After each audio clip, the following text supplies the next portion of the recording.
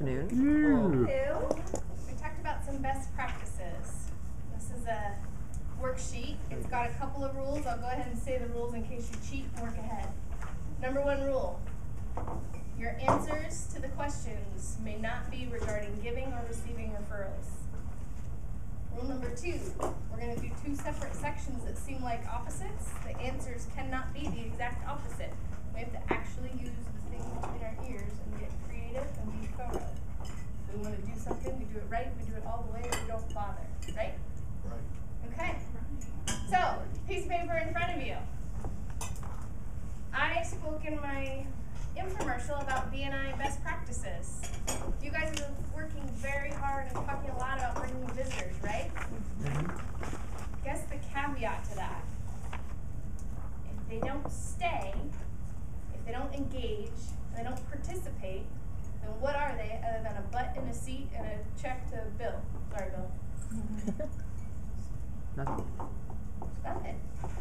What about the guy sitting next to you? What have you done for each other lately?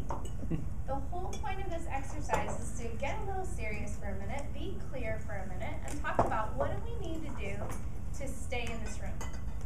What do you want to have happen to stay in this room? I'm going to give an example of Donna Merritt for a minute. And one of the times when she and I did a one-to-one, she asked me to help her with getting more referrals and building her contact sphere and strategies that she could use, best practices in B&I. And she said out loud that one of the things that would have helped her stay in this room is to build her contact sphere.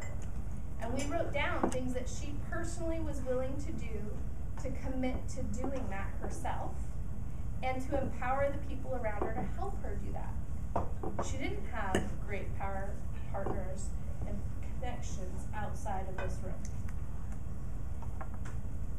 So she fully understood that whether or not she wrote the renewal check and how much time and energy she invested into everyone else was also dependent on her receiving something. And we talk about giver's gain all the time, but you giver's gain to people who give, not giver's gain to people who are going to suck you dry. It's a great way to go out of business. I remember one time early on, Mike Macedonia was using as a mentor, and I asked him a question. I wanted to give a great idea of mine to a nonprofit that I was a part of that they could take and run with. And this idea was something that was in direct alignment with my personal vision, but I felt like giving it to the organization was it would be better for the planet kind of thing. And he asked me to stop and look at this and consider if that was a wise move. Because giving first only makes sense if you give wisely.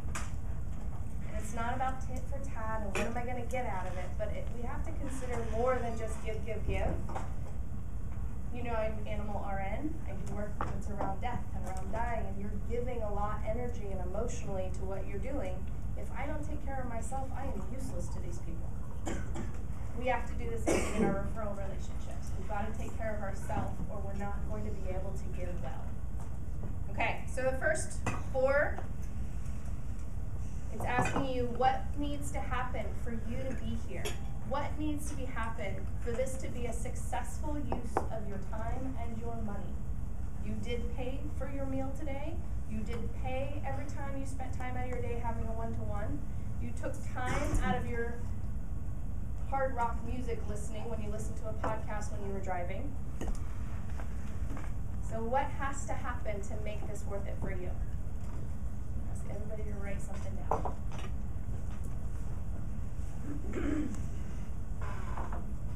Is there anyone that already has something that they wouldn't mind sharing? I'm going to ask everybody to share because I know it might be hard. Everybody write down. Well, I was just going to write. I have to carefully make sure I educate everybody exactly what I do. Is that That's something that I could do to make you want to stay here. Oh, that you could do. Read that top line there. What did you read out loud for me? Okay, list 4 things that you, the other members, could do. Okay, that would make you want to stay in your chapter. Okay, I got it. Save that one for later. I have, first thing that came in, feel good experience, more connection. Okay, so what specifically, because we talked about specifics, what could I specifically do to give you a feel-good experience? Is it having a positive and supportive attitude? That's straight in our code of ethics. That may or may not fit. Okay, and then? I put to feel welcome, that you should be greeted by folks at the door. Okay. That you want to be part of this group.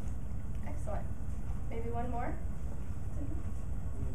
Give great testimonials. Great testimonials. What does a great testimonial look like? Something that tells why the person that you used their service, like, or somebody else who used their service stood out. For instance, if I said Charlie to Danielle and Charlie came home not all muddy and stuff, as opposed to like if I sent him to a different doggy daycare. So being very specific about why you're recommending that person. Okay. Now let's venture further down the page.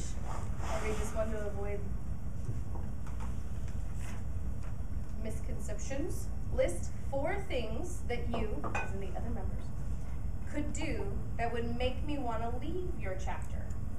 So again, this is not the opposite of the first thing and not referencing referrals. So what's something that could happen? I'll give an example. But you want to think about what would make me say, no, that's it, I'm out of here. I'll give one for myself personally. This is a referral organization. I am here to sell and to support individuals. And it's individuals specifically that are getting the referrals. If I have a CPA that's represented in the group, and he's represented by his front office staff person in the group, because his time, he's figured out he can't do it, he's trained this person to be his outside face of his company. It's a great promoter personality, somebody who's bubbly, loves to network and socialize. And that person comes to the room, always educated, always well representing this office. And we know that we are technically referring the CPA's title, but we are referring this person, right, as a representative of that organization.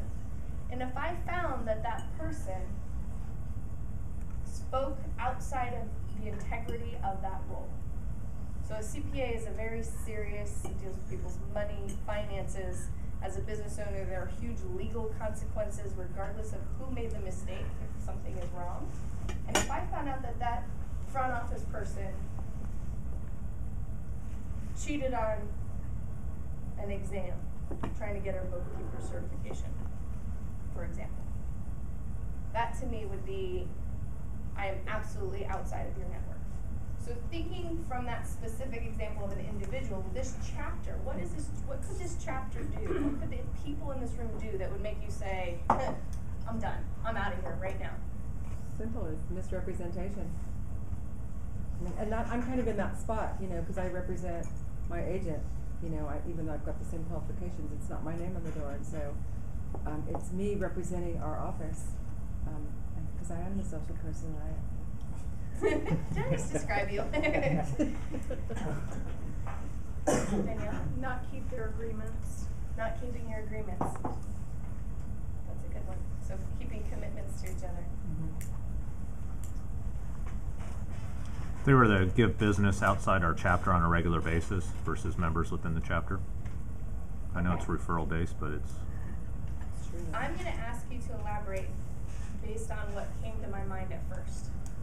If I'm going to pick on somebody, at least I'll make up a person because I don't want to pick on anybody. So if Billy Bob is in the group and Billy Bob is an actor, and I just don't want to hire him. I don't want to refer him. I don't want to, his personality, he's creepy. He drinks his wife's blood. So Billy Bob is not somebody that I'm comfortable referring. It's somebody else that I met outside of this room, whether it's in another BNI group or somebody entirely separate is an actor that I can absolutely refer. I can't wait to see him at 6th Street Playhouse every weekend. And I refer that person. Is that outside of your realm? Because Billy Bob and I, it's creepy. It's a one-time deal. I'm talking about consistently, and not just one person, but multiple. Multiple people in the group referring out. Or one person, multiple referring out. There's always those one-off cases. I'm talking about the consistency behind it, where what if I'm a producer in the group, but my contact sphere profession, and I'll tell you why I'm pushing back. I'm Pushback. gonna give a story. There's a gentleman who's a, what is his role? He is a business coach or trainer. Somebody that knows, don't correct me because I don't know what I'm talking about. But he's one of these people that comes into big corporations and does training for the whole group. Somebody his clients are UPS on an international level. His clients are Coca-Cola on an international level. And this gentleman, this business coach, has a CPA in his group. And that CPA, her target market is individuals, not businesses. And the businesses she will play with are small micro businesses, It's not a good match. not their contact sphere. Right. And so they don't refer each other, Totally but they're understand. contact sphere professionals. Would that be okay? Yes. Okay, so we're not talking about it. No. Okay. Just Thank you. because it's not a guarantee to get business in this room, right? Nope. All right, and now the very last thing, the very bottom. Write down one thing that you, yourself, your personal voice, will irrevocably, you will guarantee, you will commit, you will shake hands with the person next to you, and you will do to keep someone else in this room. So these first things are great. What will keep me here? What will make me go? It's all fine and good, but if we don't all commit to each other, what do we do? One person, what's the one thing that you personally will do?